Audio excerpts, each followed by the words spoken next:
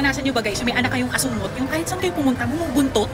Nandito kami ngayon dyan, no? Secret recipe sa Shangri-La to, under siya ng bistro. So, ang plano namin ni Daddy, i-prank si Zoe para makaganti naman. Anak, kain ka lang dyan, CR lang kami. Sige po, CR lang kayo.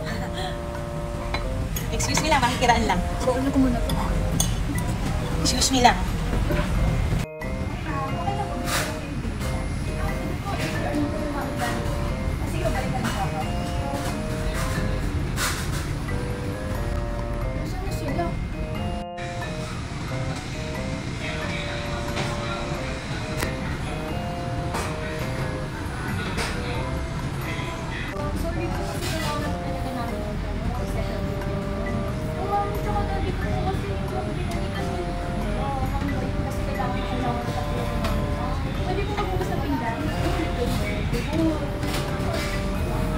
Balikan na natin kasi kawawa naman din.